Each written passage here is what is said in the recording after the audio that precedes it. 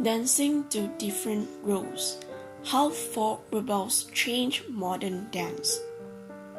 Think about ballet. Are you picturing pink satin toe shoes? How about slim ballerinas with their hair in a tight bun? And don't forget the tutu, that ruffled skirt that stick out at the waist. Now imagine modern dance. More difficult to come up with an image, isn't it? That's because modern dance isn't only one kind of dance. It is a catch-all term for concert dancing that isn't ballet or popular entertainment. In fact, modern dance has been defined many different ways since it began in the late 1800s or early 1900s. Early modern dancers didn't know they were starting something new. They just wanted something different. They wanted to express themselves through movement, but ballet was too old and too stiff, and there were too many rules. The early modern dancers didn't like rules.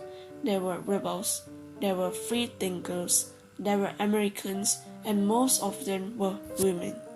Made for early dance pioneers, these rebels with a cause and learned how each changed modern dance in their own way. Freedom of Figure and Form. Louis Fuller, 1862 until 1928. Louis Fuller was one of the first American modern dancers.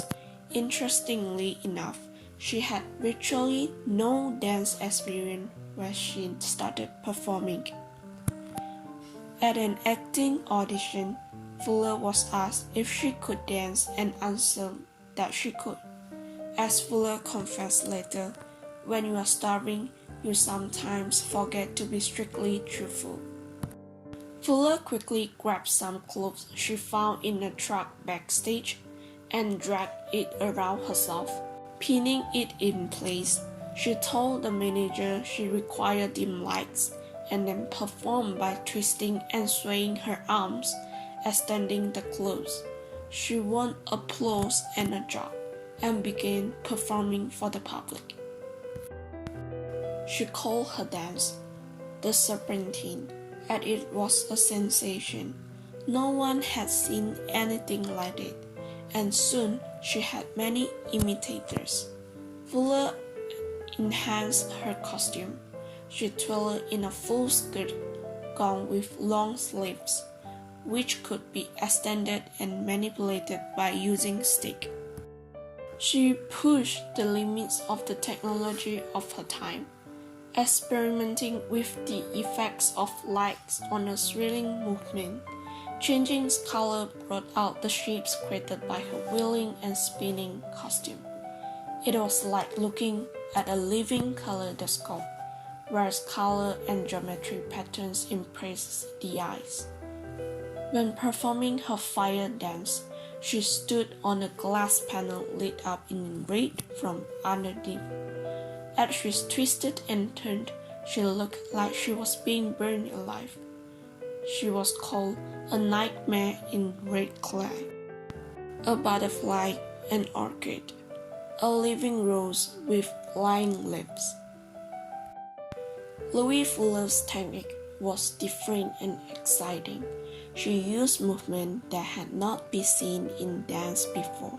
She performed solo and in bare feet without flashings or tights. She was also against wearing a corset, a restricting garment worn under the clothing around the ribs and chest. Her performances in the United States and Europe influenced other dancers who came after her.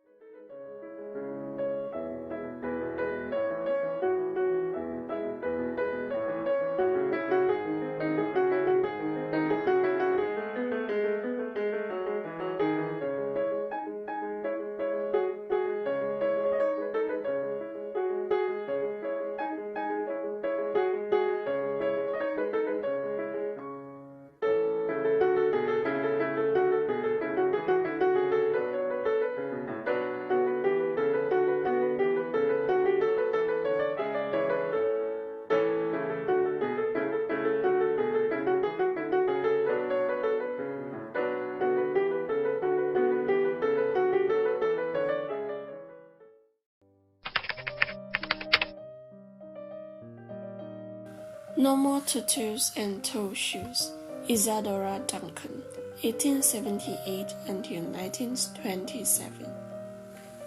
Isadora Duncan saw Louis Fuller perform and was inspired by her. Like Fuller, Duncan was interested in movement that was more natural to the human body.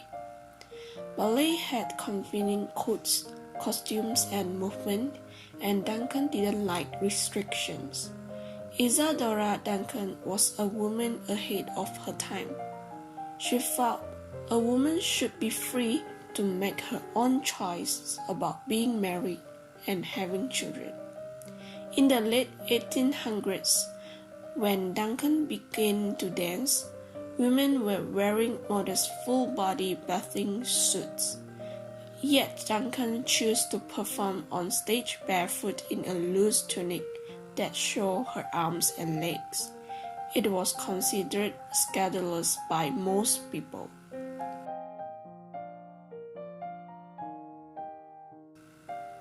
Ballet evolved from dancing that was done in the royal courts of Europe way back in the 15th century.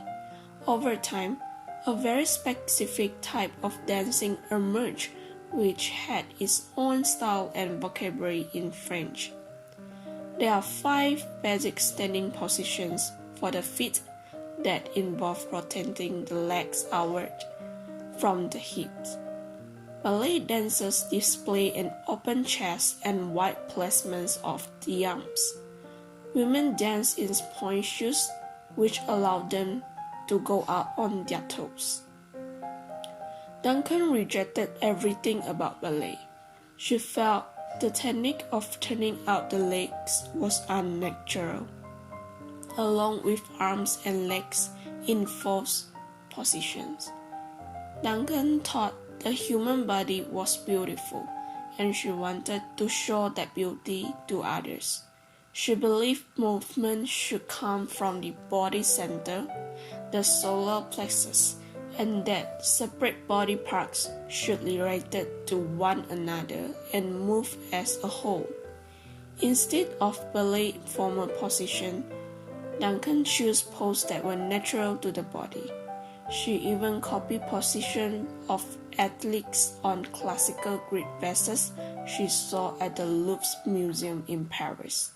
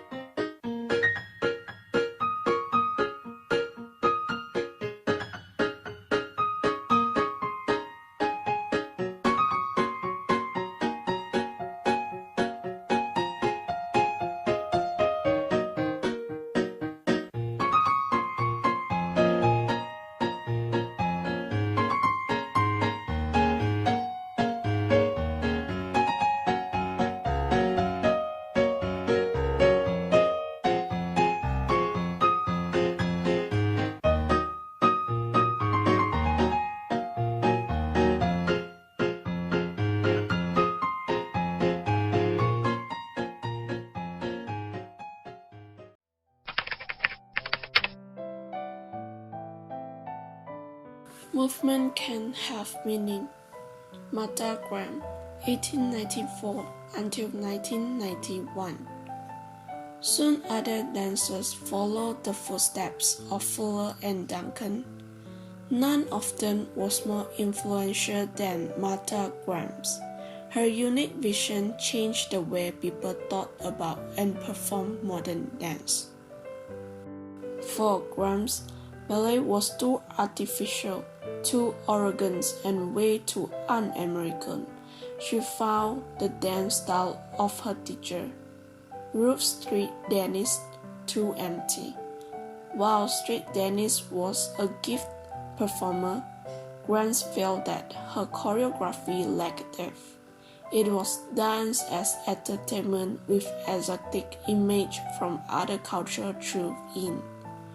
Grahams set out to elevate modern dance to serious art form. Grahams, like Duncan, believed that dance could communicate emotion, but Grahams also felt that dancers must be trained artists so they could communicate clearly.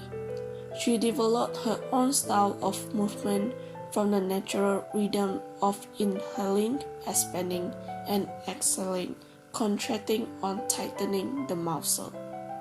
Her technique became as established and complex as ballet, which enabled her to train dancers effectively.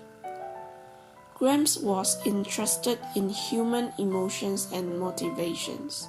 To explore these themes, she turned to individuals of historic interest and their personal struggle and difficult choices. Some of her dances were based on known stories like Greek myth. Often she flipped the focus of this story, which were mostly about male heroes, and told them from a woman's perspective.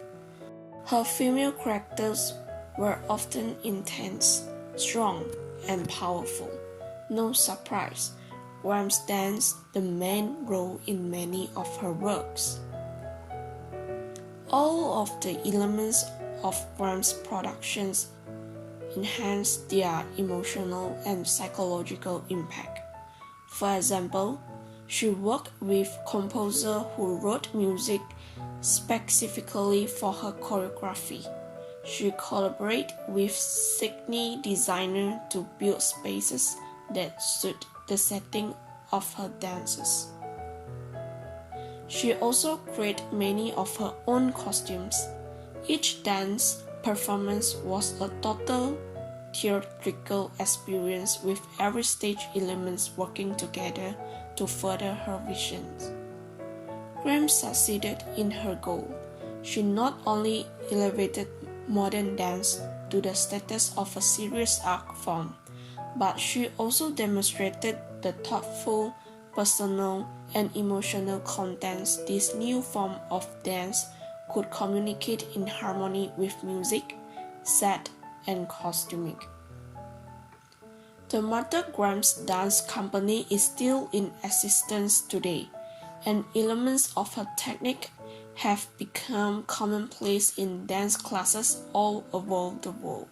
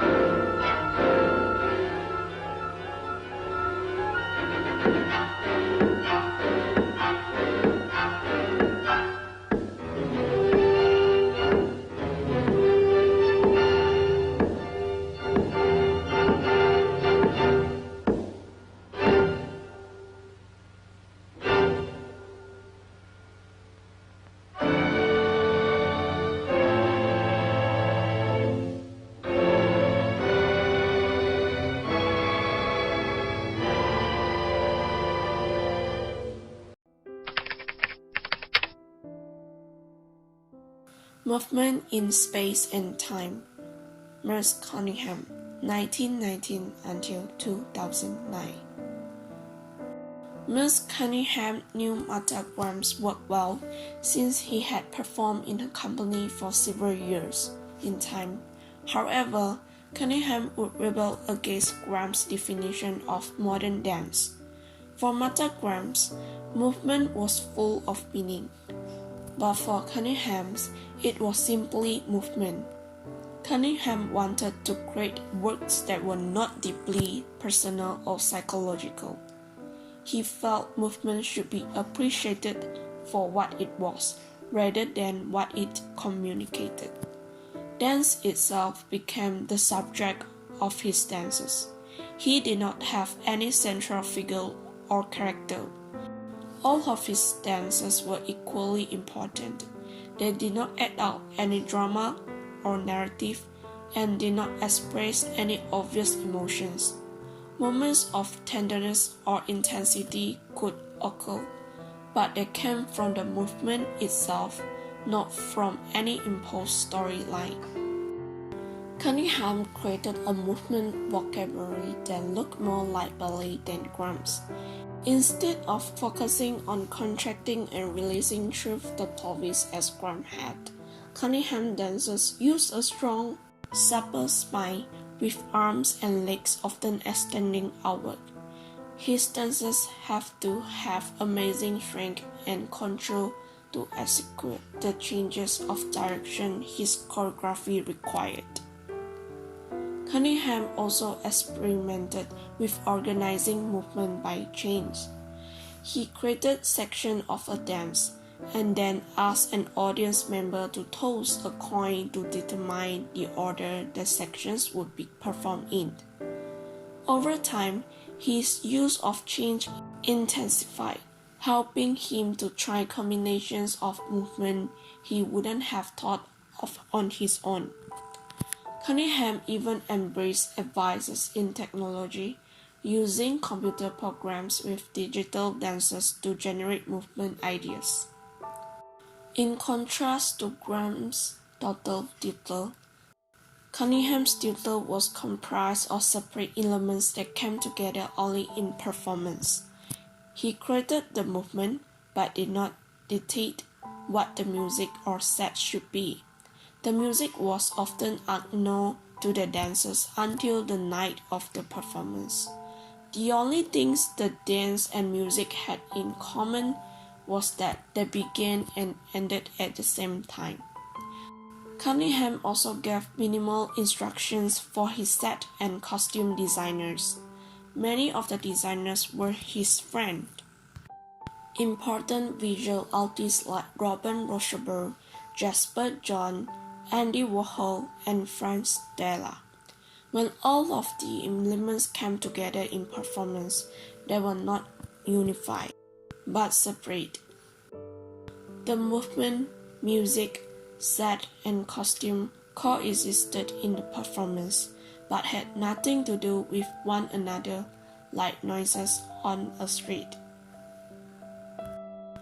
It is hard to imagine someone rebelling against the arc of Martha Grimes more than Cunningham did, but those who came after him continue to push the definition of dance in different directions.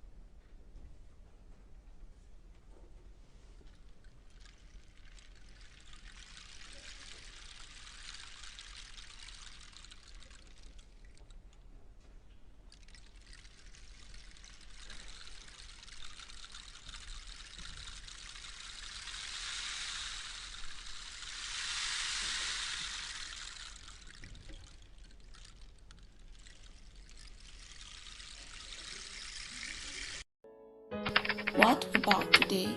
This day, modern dance often borrows from popular styles like hip-hop, breakdancing, jazz, and tap, which have their own interesting histories. Contemporary dance even borrows from ballet, with its current emphasis on highly trained dancers. So, when will dance go next? It all depends on the next rebel who redefines it.